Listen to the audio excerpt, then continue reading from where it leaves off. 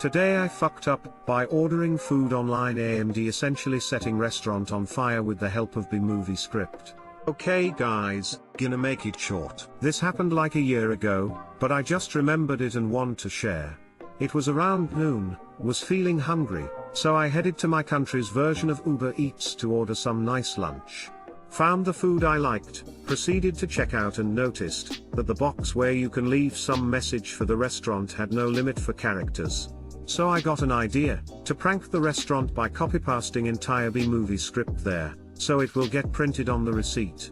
That's where the FU happened. Few minutes after I sent the order, got message it was cancelled. Okay, no big deal, might happen, so I want to order some food somewhere else, when I noticed some blackish smoke in a distance. It wasn't that far away, but was studying and didn't wanna leave my spot in library. Well, shortly after, also like 2 fire trucks passed by, heading the restaurant's direction.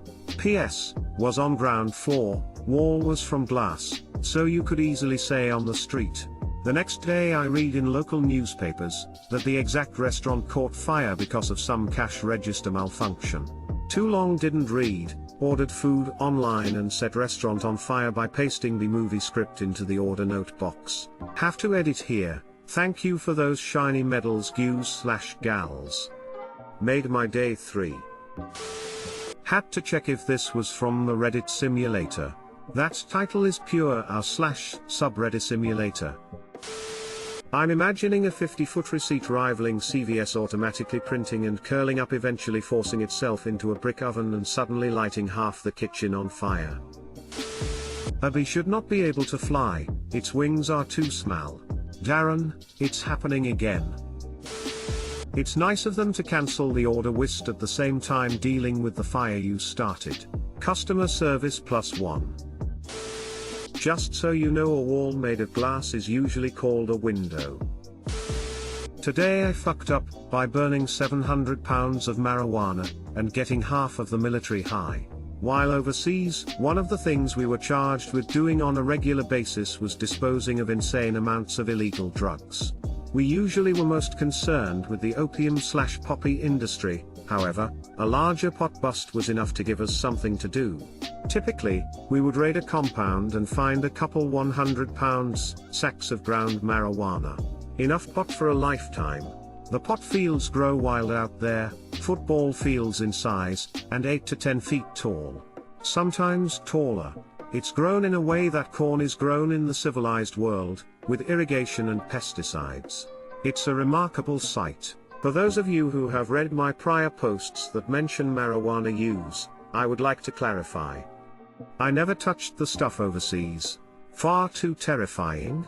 They also mix pot with chicken poop and various other things, so there's another reason to steer clear. Anyways, usually we just covered a couple 100 pounds of ground pot in diesel fuel, lit it on fire and went home. Far too risky to hang around and wait for it to burn. Well, one day while searching a suspected HME, explosives, manufacturing house, we happened upon a room that had 7 or 8 100-pound bags, 320 kilograms, of the sticky icky. If you know anything about pot, you know it's fluffy. 700+ pounds was an absolute mountain. My mind reeled at how much money this would be worth back home. A literal fortune. This looked like the Hulk fell into a wood chipper. A genius counterpart suggested that we bring Mount Kilimanjaro back to our base and burn it in our own burn pit, rather than leaving it here. Well, that's a clever idea, I thought, relieved that we wouldn't have to risk getting ambushed with the biggest freaking smoke signal ever built. But ambushed, we were. The bags were loaded into pickup trucks and driven back to the base, hastily sliced open and dumped into the burn pit. I ran the idea by our leadership and we had a thumbs up all around. The early effects weren't bad. The smoke column went mostly straight up, however as it grew in size, it lazily pushed itself in the direction of the nearest guard tower, Tower 3. Jokes went around as we awaited the results. Coughing could be heard immediately and the private in Tower 3 called out to us. Hey, we need to do something. Like. Now.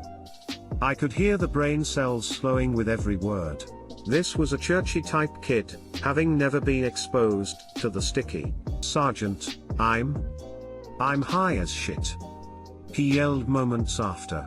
I panicked and sought a solution that would keep leadership out of it. "Someone, relieve him." Genius. Several individuals raced to take over Tower 3. We devised a plan for a 10-minute rotation until the wind subsided. How perfectly that column of smoke engulfed the tower was perplexing. Like a lazy potnado. Around this time our fire really kicked up as the wind shifted and grew in intensity. Right in the direction of the command post, and subsequently Tower 2. Several high-ranking leaders came out, looking furious. "Who the hell approved this?" The first sergeant yelled. "I believe you did." The CO responded. "Well, where's the detail that brought it in?" "That would be us, first sergeant, myself, and a couple others." I thought back to the decision-making process and realized that I had a ton of responsibility in the matter. In fact, I was really worried. Abnormally concerned. I felt myself stammering over words, felt my heart begin to race, kept thinking, oh Jesus, oh Jesus, oh Jesus, I'm going to get caught. Exclamation mark. It was in that moment that I realized, I was sketching. I was proper baked, and not handling my shit well. I turned around and just sort of, left the conversation. My leaders did not need to see me drool. I hazily walked back toward Tower 3, Ground Zero, to find a dozen or so soldiers laying in each other's laps, goofing off, and having a deep, philosophical conversation about a bug's journey through life. Inert? I wrote Tower 3 off as combat ineffective and wandered toward Tower 2 to see if I could help, a big stupid smile on my face. They seemed to be in better shape, however were arguing about how long each should have to be in the tower. Apparently, the concept of time was no longer a thing. I started to address the issue with a random sergeant in the area, but we got sidetracked in conversation about the effects of diesel fuel mixed with the pot. We theorized something stupid about how the diesel fuel had longer to soak in the smoke, and that it was causing the anger among the Tower 2 crew. I assume the wind was completely dead now, as I remember the whole compound being covered in a light haze. Here is a crude blueprint, greenprint, of the above narrative. At this point I thought it would be best to find a snack and wandered to our dining tent to see what was up. Here I was reunited with half my squad. Instead of relishing in the moment, there was a trouble cloud over our heads, and I could tell we were all pretending to be perfectly fine. Minus a couple phantom giggles, we did a pretty good job getting through a meal. Although I was personally quite affected, I think someone put the fire out, and a few hours later it was business as usual. A lot of stories flew around for months about the leadership getting high and whatnot. I did not personally see it. I came from Ground Zero, saw the leaders and returned to Ground Zero where I belonged. I theorize that my leaders took the same approach of handling it without involving their bosses. No repercussions followed. Too long didn't read. Tried to burn a bunch of contraband, the wind shifted and the contraband burned us. This post breaks rule 2, nothing bad happened to Op, however we're going to leave it up because it's hilarious. Future tactics for engagements here. Just smoke the enemy out. Get everyone high and then go home. I lost it at Sergeant, I'm high as shit. Reading this at 5 AM in bed and I almost woke my wife up from laughing. Relieve him? Several high-ranking leaders came out, looking furious, ha ha ha. It's these types of stories that make me think I may be cut out for the military. Today, pucked up when using the shower head to masturbate. Alrighty, it's now the morning after. I am so embarrassed with myself and my hubby won't stop laughing at me.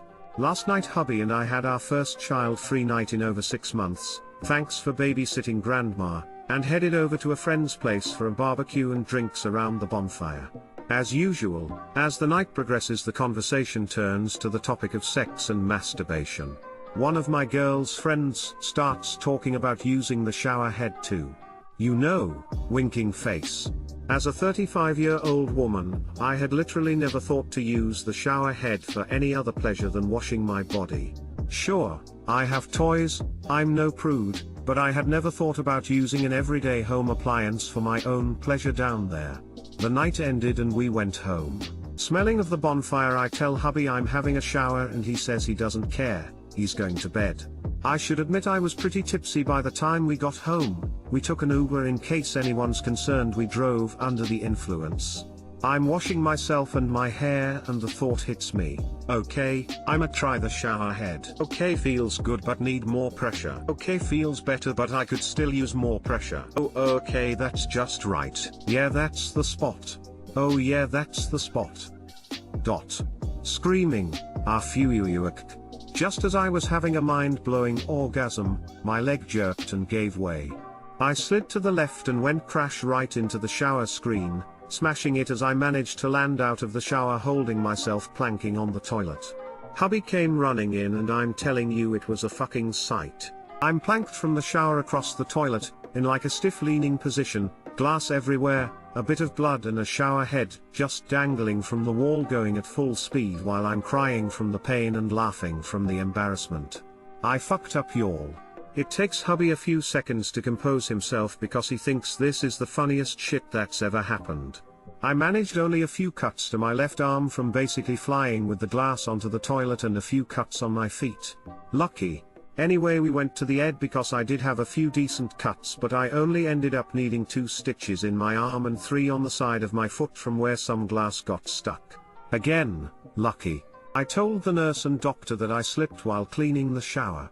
You know, because most people clean their shower at 1 am. I'll be telling our landlord the same thing today. Too long didn't read, went to town on myself with the shower head. As I orgasmed I slipped and fell through the shower screen and went to the ed for a few stitches. Edit, changed the too long didn't read, for you /nemiosl, hope this eases some pain mate. Edit, thanks for reading about my misfortune, for sharing your stories and for having a laugh with, and at, me. Thanks for the awards too. To answer the biggest question, I was embarrassed and panicked when I said I was cleaning and slipped rather than just saying I slipped. Stupid I know, but none of us are perfect. To all the men jealous of the female clit, just remember you can pee anywhere with ease and we can't, so you've got that, smiley face. To the people who criticize my writing style, my overuse of the word hubby, who think I'm a man, who slid into my DMs just to slut shame me and tell me off fucking hell, just get over it and scroll on by. I'm not responding to anyone who attacks me. It's pretty sad you've got nothing better to do than bring negativity where it's just not needed. I've also learnt that the shower head seems to be the most common way for us females to get off, and I've learnt a lot about how to do it safely, so thank you. Glass shattering orgasm. Shower head is my favorite and quickest way to get off when I'm alone. Luckily mine is in a bathtub, so I get to lay down and go to town. It's awesome. I even bought an extended cord, so it reaches comfortably. I want a clitoris now. Why lie that you were cleaning the shower? I was taking a shower and slipped and fell.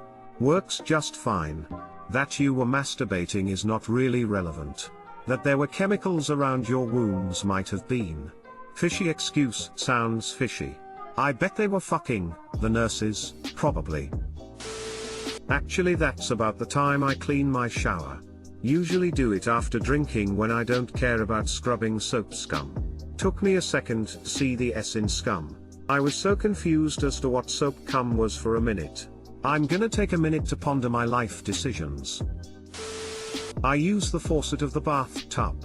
You lay on your back and just position yourself, then both hands are free to play with other things. I admittedly learned this from the Princess Diary books. That was how I got through my teen years without my parents ever knowing I did those kinds of things. Baths were normal in my house. Oh my god, same. I always got told off for taking too long in the bath. I think it was from the All American Girl series, not Princess Diaries, same author though.